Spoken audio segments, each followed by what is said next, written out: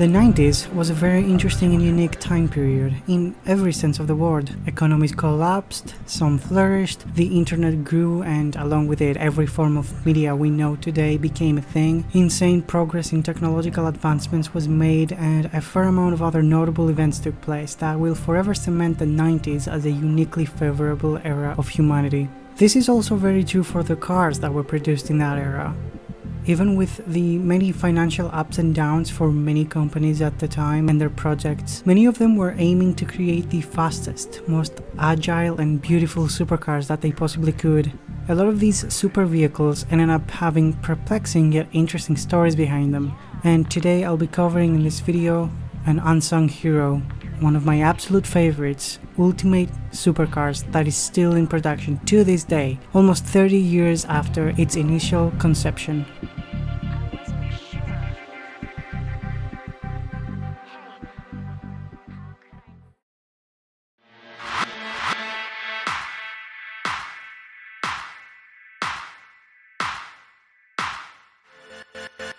If you know Bugatti, which most of you do, then you know the EB110. This modern supercar was created in the late 80s and manufactured from 1992 to 1995 by Bugatti in Modena. It features a 3.5-liter V12 engine with 4 turbos, making around 600 horsepower at all 4 wheels, a massive figure for its time. Its design is controversial by many, but its performance and build quality was unmatched. It was one of the fastest cars of its time, for a short 2 years before the McLaren F1 took the spot of the favorable hypercar, because it wasn't just faster, but it was undeniably a looker and ahead of its time.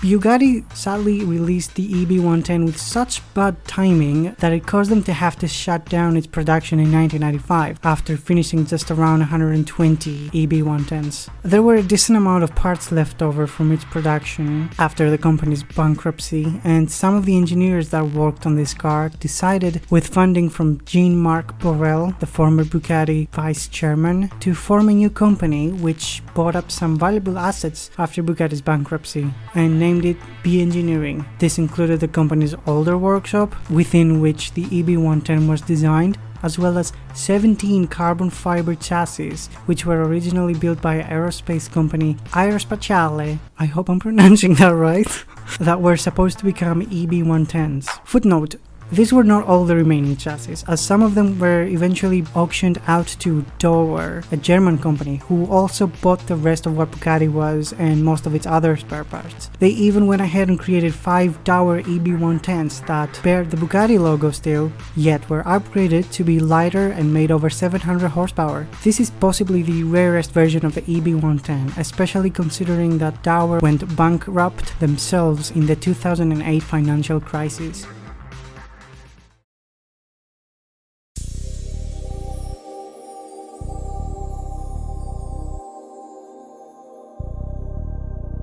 B Engineering became the company that would support the official Bugatti EB110 servicing even to this day. They service and rebuilt to perfection a lot of the remaining EB110s, as well as some Padane buses, which is part of how they financially stay afloat. However, this is not what the engineers who founded this company truly wanted to do. They planned out a solid plan of what to do with the remaining EB110 engines, parts and chassis that they had in their possession, and with Nicola Materazzi in the lead, may his soul rest in peace, they started working on what they thought would be the better version of the EB110.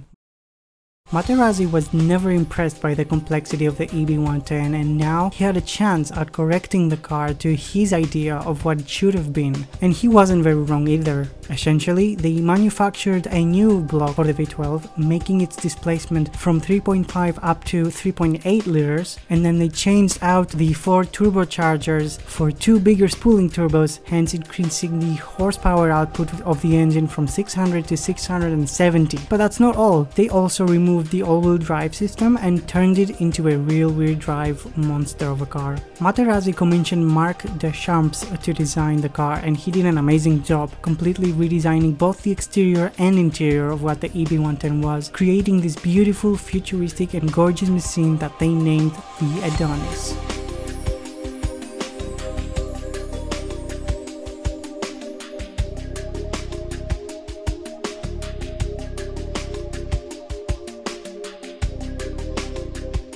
Edonis comes from the Greek word Idoni, which I know how to pronounce because I am Greek. It directly translates to pleasure in Greek, and it was chosen as a name because probably the driving pleasure of this car was off the charts.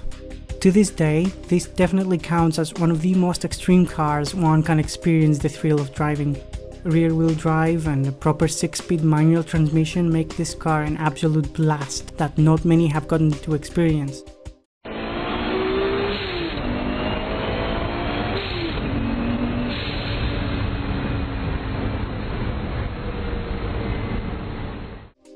The car can do 0 to 60 in 3.9 seconds, but the main purpose with which this car was conceptualized was not acceleration, not only the thrill of driving, but top speed, which is why its acceleration is a little slower than the EB110.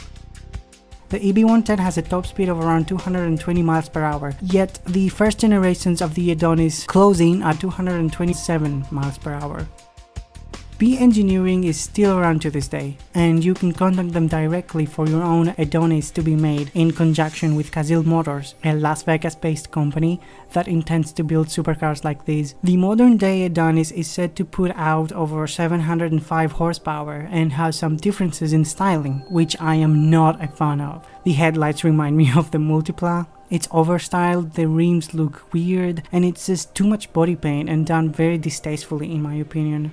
But if I had the chance to spare over 760,000 USD on a car, I would make sure it would look exactly how it did during its original production, which was from 2001 to 2006, and I would order mine with a red exterior, with a tri-circle tail lights and the black outline on the headlights, as there were some other prototypes with different tail and headlight designs, and I would also order it with a tan interior and silver wheels, just how I was introduced to the car within Test Drive Unlimited. Test Drive Unlimited is a 2006 racing title that was made by Eden Games. It's one of my favorite games ever. I remember being this young kid who used to play with Hot Wheels, and then I grew up into racing video games. When Test Drive Unlimited 2 came out, I was 11 years old, and I asked my dad to buy it for me, and he accidentally got me Test Drive Unlimited 1. I was mad at first, but then I played the game and I was struck by its charming graphics, its car list, especially with the Mega Car Pack installed, and its amazing physics and location that holds up beautifully to this day. This is the game that introduced me to this beautiful car, and I wish more people knew about it and talk about it more. If you haven't played Test Drive Unlimited 1, it's considered abandonware, and I highly recommend that you try this game out.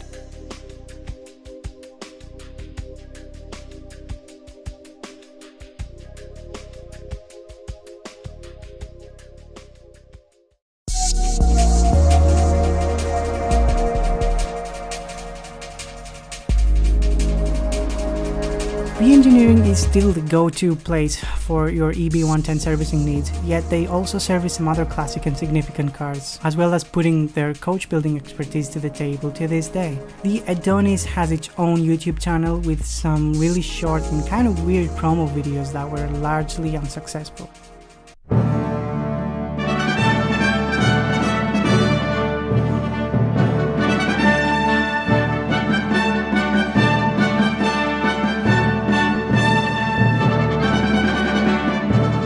I believe this car deserves so much more attention, and that the remaining unknown number of chassis get to be put into production as Edonises, so that more people get to enjoy this analog, pure and scary fast supercar.